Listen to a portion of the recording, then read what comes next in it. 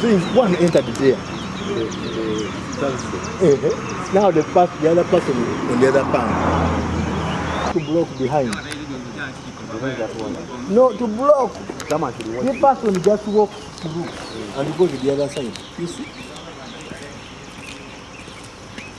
So for you can be at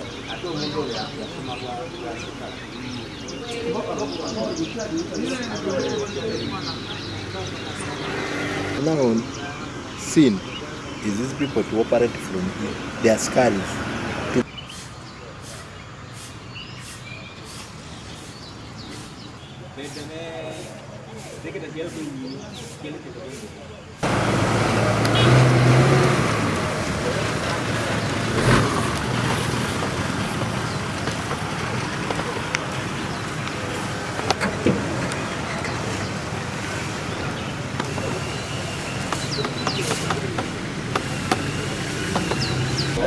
That's right. Yeah, you can penetrate someone. Okay. Good.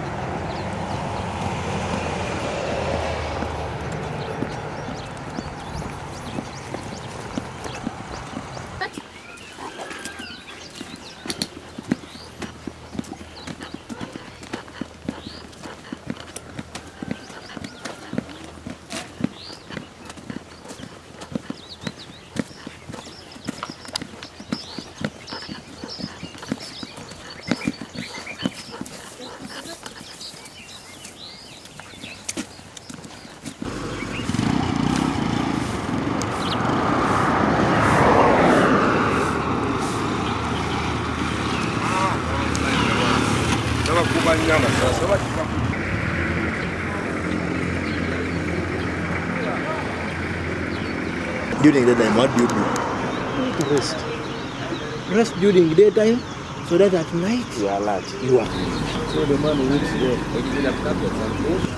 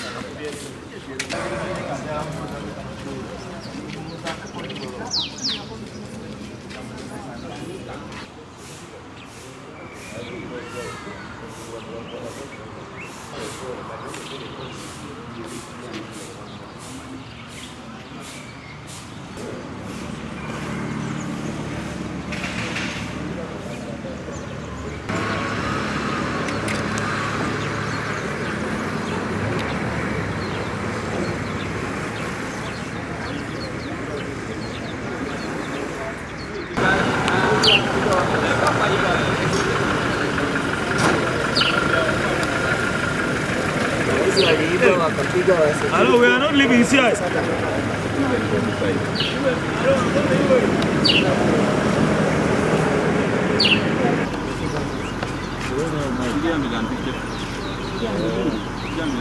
That is the only one. Even I just leave you. He wanted to enter. The other thing was locked. And the ear was open. So he told me to give me all the money. He's not going to kill me. He just get up and bring me all the money. I'm not going to kill him.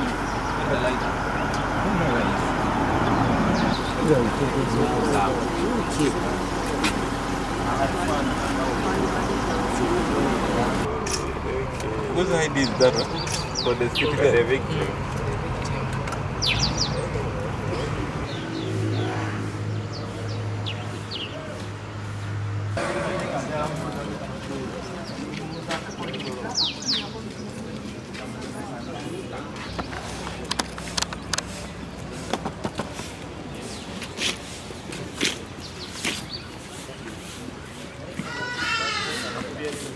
And they took 354,000 according to the way I balanced when the police had arrived, because they told me to first know how much I have. Then I balanced and for 354,000. My name is called Agia Dennis, a pump attendant here.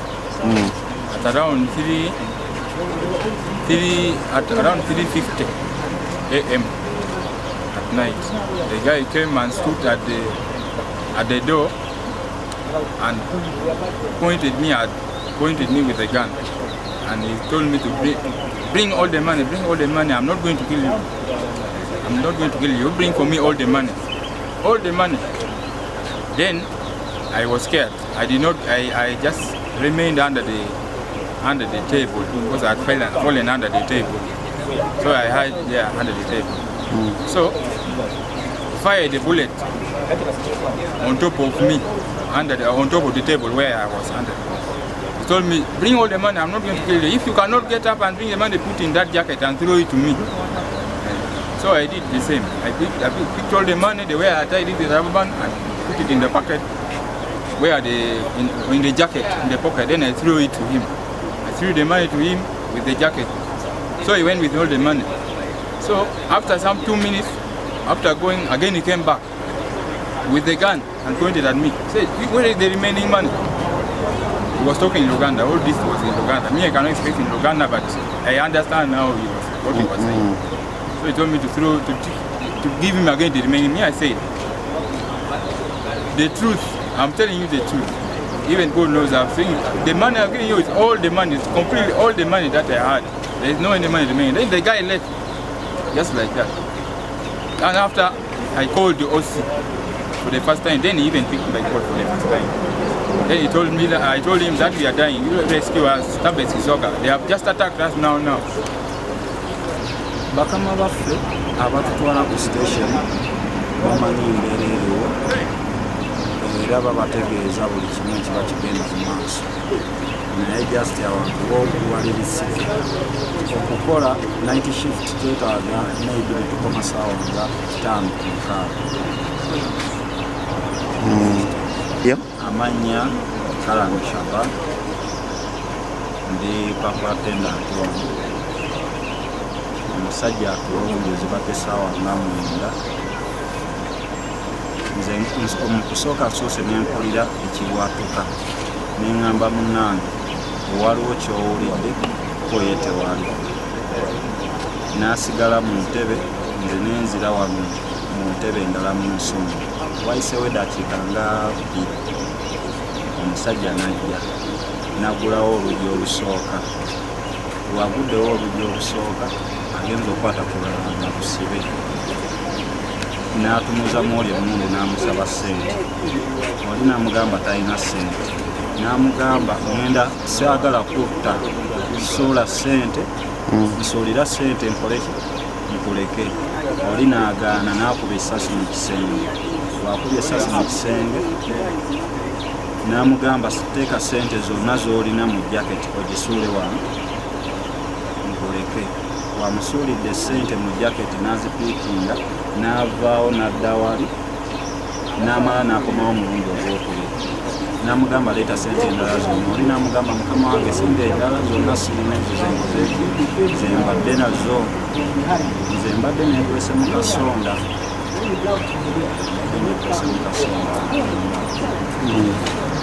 Bameka be bakubye babasikaali babiri omu abadde atudde wali omu nga ali wali egenerator omu bamukubye essasi mu mutwe omu bamutemeka abaze wano mu feesi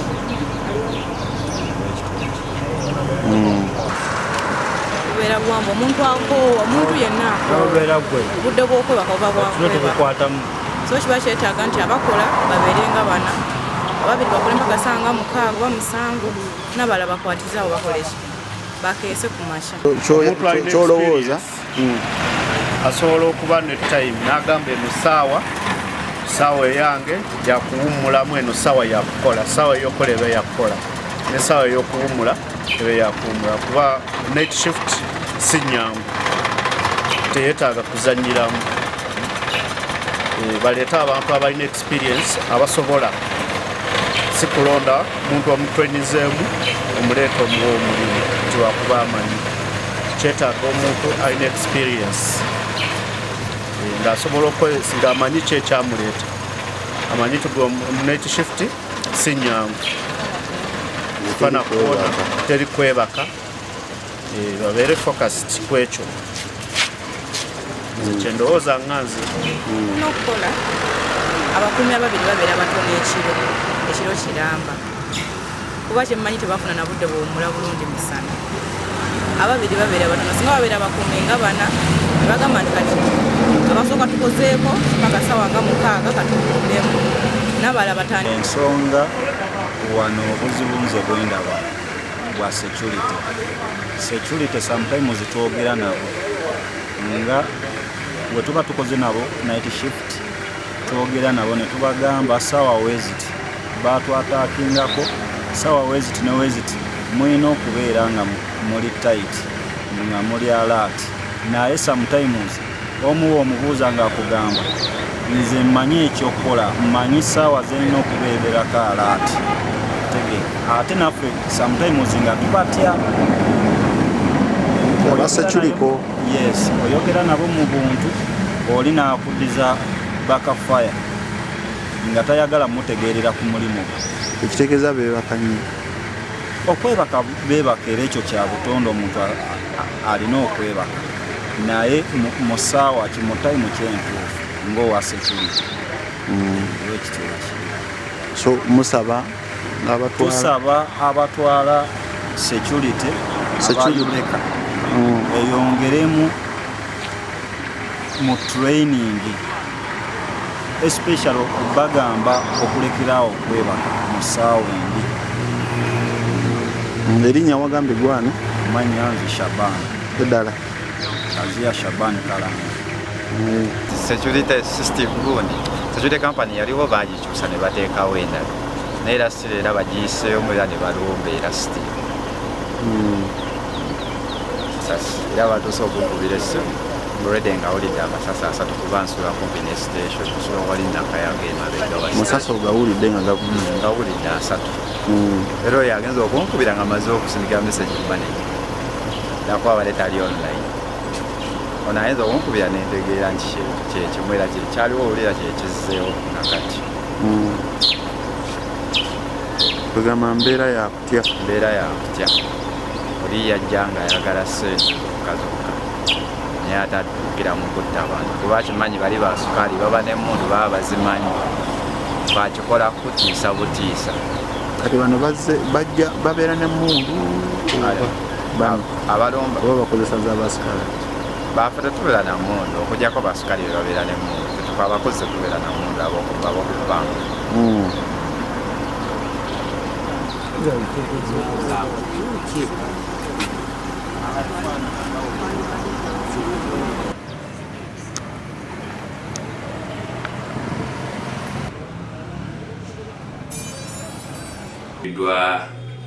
kakiyita ekyuma oba ekintu ekinene ennyo ku mutwe ate omulala tusuubirwa nti esasi yemukubye so abalwadde bano ababiri babalese nga bavaamu omusaayi mungi nnyo ate nga n'okussa kulimu obuzibu so tubawaddeko ku first aid ebayamba okubeera nga obulamu bw'ensi tebabuvaamu mangu ne tubasindika Mulago Community Hospital.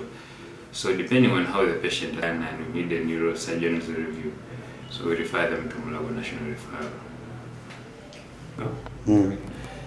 Bambita Dr. Mukula Isaac, ndi musawo wano Herona Community Hospital.